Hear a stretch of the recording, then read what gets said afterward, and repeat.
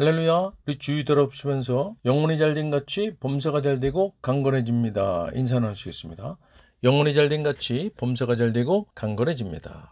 오늘은 로마서 7장 25절 말씀을 중심으로 구원과 회개와 죄사함, 이와 같은 제목으로 말씀의 은혜를 나누고자 합니다. 예수 그리스도께서는 이 땅에서 유아기와 청소년기를 보내시고 30세부터 본격적으로 인류를 위한 구원 사역을 시작하십니다. 이 3년 반의 기간을 예수님의 공적인 삶, 공생의 기간이라고 말합니다. 예수님의 공생의 3년 반의 시작은 마가복음 1장 15절 말씀인 때가 찼고 하나님의 나라가 가까이 왔으니 회개하고 복음을 믿으라. 아멘. 이 말씀으로 시작합니다. 오늘은 창조주 하나님 자신이시기도 하신 예수님께서 인류 구원을 위한 첫 사역의 출발점에서 말씀하신 회개의 정확한 의미를 통해 구원과 회개와 제사함의 관계를 정확히 아는 시간이 되기를 소망합니다. 성경에서 말씀하고 있는 회개를 정확하게 말씀드리면 헬라어로 메타노이아, 이것은 정확하게는 방향 전환을 말하는 것입니다. 성경은 사람들에게 하나님께로 그들 자신의 방향을 돌릴 것을 호소하고 있는 것입니다. 그러므로 회개는 우리의 하나님 아버지 성부 하나님과의 단절되었던 관계를 회복하는 일이고, 우리가 과거에 저지른 모든 악한 일에 대해서는 슬퍼하는 한편으로 앞으로 변하여 새 사람이 되는 것과 마음과 생활의 근본적 변화와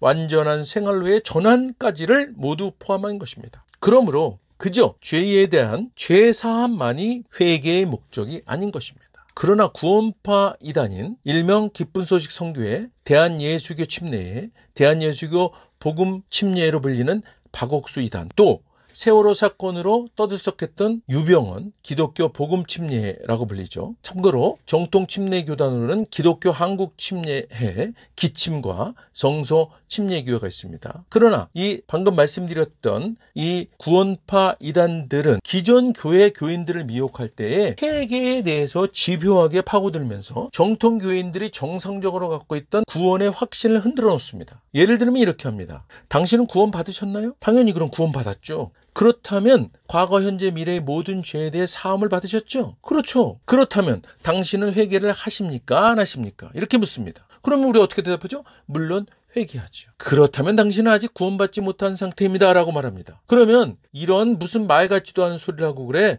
됐어요. 그러면 또 말합니다. 아니, 당신이 방금 전 모든 죄를 용서받았다고 하면서 또 용서해 달라고 회개했다면서요. 그러니까 모든 죄를 사함받았다는 것을 스스로 믿지 않고 부정하셨잖아요.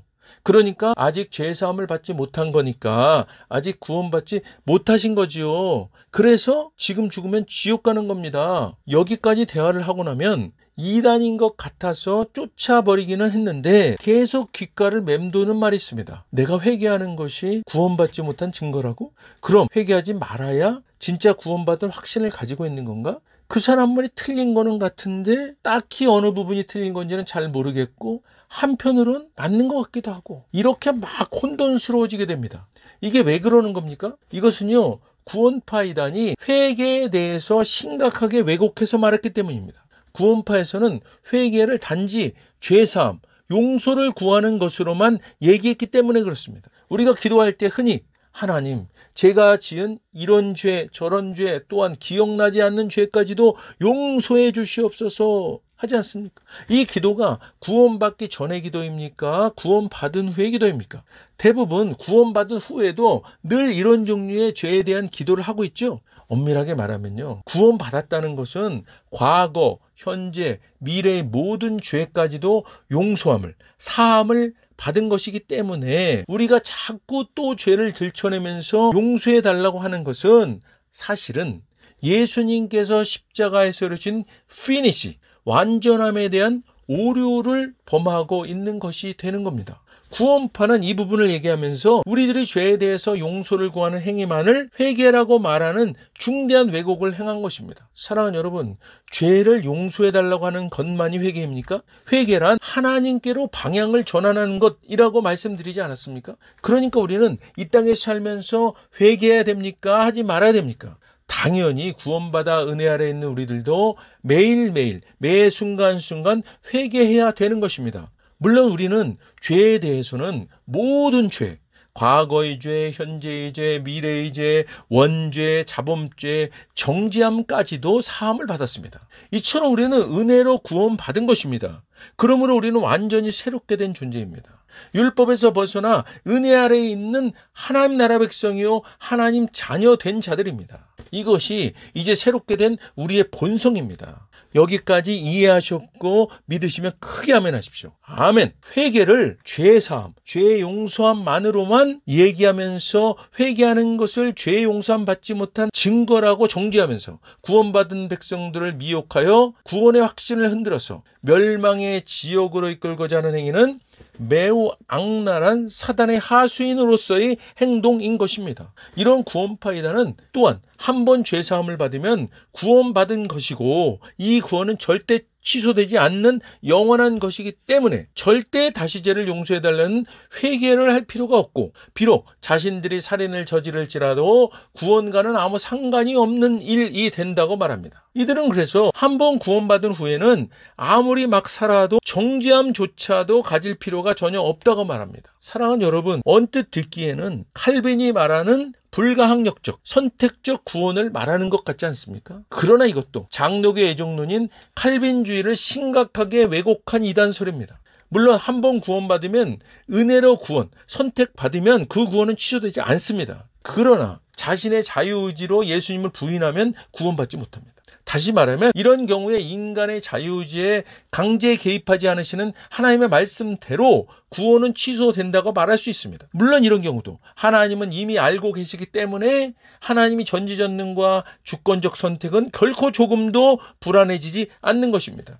자, 그렇다면 구원받았다가 그 구원이 취소되는, 즉 자신의 자유의지로 예수를 부인하게 되는 일이 어떻게 가능할까요? 이것은 구원파처럼 나는 구원받았으니까 어떤 경우에도 구원은 취소될 일이 없으니까 이렇게 하면서 자신의 옛사람의 본성에 드러난 죄에 대해서 무감각하게 살아도 된다고 여기는 도덕 폐기론자가 되어 살다 보면 사단은 이렇게 속삭일 겁니다. 그것 봐라.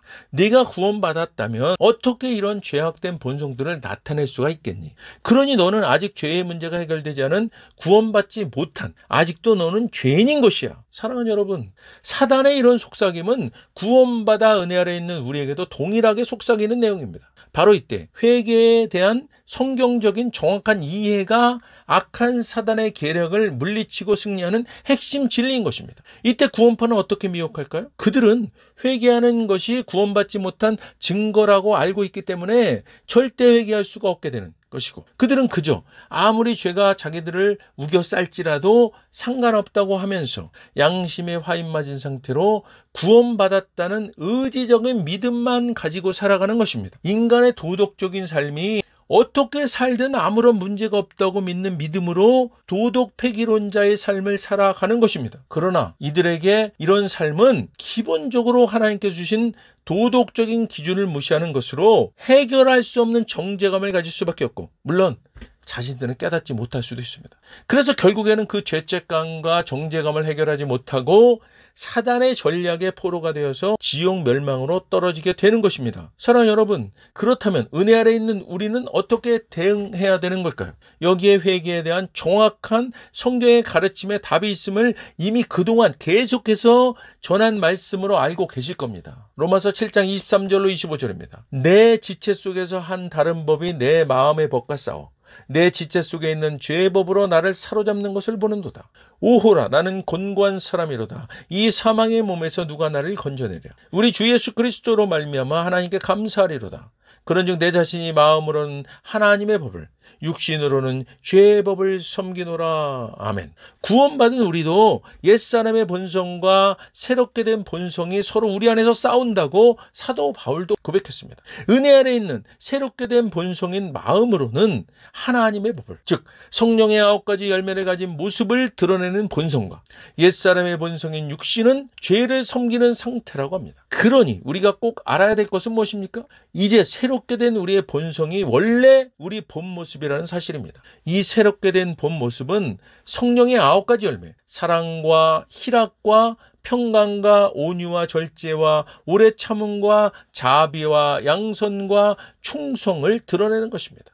그렇다면 이 성령의 9가지 열매의 모습이 아닌 것이 드러나는 것들은 우리의 옛자, 옛 본성, 육신이 나타내는 죄를 섬기는 것들입니다. 자, 이럴 때 구원파이다는 어떻게 했습니까? 전혀 개의치도 상관하지도 않았습니다. 죄를 그냥 방치한 것이죠. 이런 상태를 양심에 화인 맞았다고 하지 않습니까? 자, 이제 구원받아 은혜 아래 있는 우리는 어떻게 해야 사단의 올무에 걸리지 않고 그 사악한 괴계를 말씀으로 물리칠 수가 있는 것입니까? 에스겔 14장 6절에서 말씀합니다. 그런즉 너는 이스라엘 족속에게 이르기를 주 여호와의 말씀에 너희는 마음을 돌이켜 우상을 떠나고 얼굴을 돌려 모든 가증한 것을 떠나라. 아멘. 회개란 바로 이때 이렇게 하는 것입니다. 옛사람의 본성이 우리에게 죄를 드러낼 때 우리는 마음을 돌이켜 행동까지 하나님께로 향하는 것입니다. 회개란 은혜로 택함을 받아 구원받은 자가 할 수 있는 하나님의 은혜입니다. 우리는 이 땅에 살아가면서 천국 가는 그날까지는 늘 옛사람의 본성, 옛자, 육신과 새롭게 된 본성의 충돌 가운데 살 수밖에 없습니다. 이럴 때마다 옛자인 육신이 드러내는 죄를 회개하고, 그러나 이런 우리를 십자가의 은혜로 죄사함 받게 하신 하나님의 은혜에 감사하면서 우리 안에 계신 성령님께서 우리를 도우셔서 우리의 새롭게 된 본성이 드러내는 성령의 9가지 열매의 모습을 드러내며 살아갈 수 있도록 도움을 요청하시고, 실제로 성령님의 늘 동행하시는 도우심으로 점점 더 옛사람, 육신의 모습은 없어지고 새 사람의 본성만이 드러난 예수님을 닮아가는 점점 더 성화에 이르는 삶이 되어가는 것이 구원받아 은혜 아래 있는 우리의 모습이 되어야 될 줄로 믿습니다. 할렐루야. 자, 정리하겠습니다. 회개란 죄사함, 죄의 용서만을 말하는 것이 아니고 구원받기 전 우리인 옛자, 옛사람, 옛 본성, 육신이 드러낸 죄를 돌이켜 행동으로까지 하나님께로 향하는 것으로, 이 모습이 바로 구원받은 후 은혜 아래 있는 새롭게 된 본성인 사랑과 희락과 화평과 오래 참음과 자비와 양선과 충성과 온유와 절제를 나타내는 성령의 9가지 열매의 모습을 드러내는 새롭게 된 우리로 살아가는 것입니다. 그러므로 구원받은 자, 죄사함 받은 자, 죄의 용서함 받은 자도 매일매일 매 순간순간 옛사람, 옛 본성, 육신이 드러내는 것들을, 이미 모든 것들을 용서함 받았지만 다시는 옛 본성이 드러나지 않도록 회개해야 하는 것입니다. 할렐루야.